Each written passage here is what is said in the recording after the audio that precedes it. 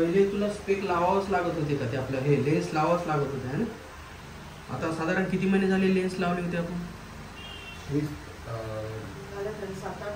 7-8 महिने झाले. कंटिन्यू 3-4 महिने लावले. नंतर मग हळूहळू ती काढायलाच गॅप करायला कंटाळा करायला लागला. आणि ते लेन्स काढून सुद्धा स्पेकनं छान वाटतं म्हणते तिला का विदाउट स्पेकनं छान वाटतं? का ग तुला विदाउट स्पेकनं छान वाटतं का स्पेकनं छान वाटतं? स्पेकनं. आणि लेन्स घातले की काय होतं तुला? चांगलं दिसतं. मग लेन्स घालून चांगलं वाटतं का लेन्स काढून छान वाटतं?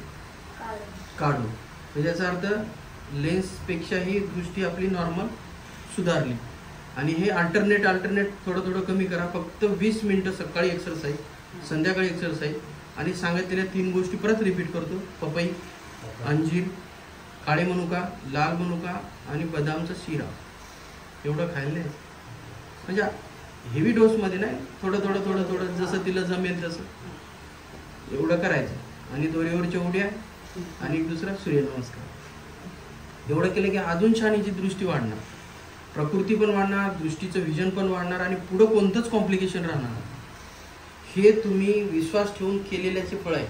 नाहीतर किती कन्फ्युजन आहे सर मार्केटमध्ये, किती कन्फ्युजन आहे. तर ती पहिली लेडी गेली, त्यांना सांगितलं XYZ डॉक्टरनं की तुम्ही आता तिथं दुसरं तुम्ही ऐकलं आंधळ्याच्या शाळेत भरती व्हा, ते तुझा डोळा जाणार म्हणले आता. आणि त्या केसचा आम्ही पूर्ण डोळा 4 महिन्याच्यात वाचवणार. म्हणजे इम्पॉसिबल थिंग की आयुर्वेदातच होऊ शकते आणि होते. फक्त कसं आहे विश्वास इम्पॉर्टंट. डोळ्याला जास्त रब करायचं नाही, सोडायचं नाही. डोळ्याला चिपड वगैरे काय येतात का याच्या?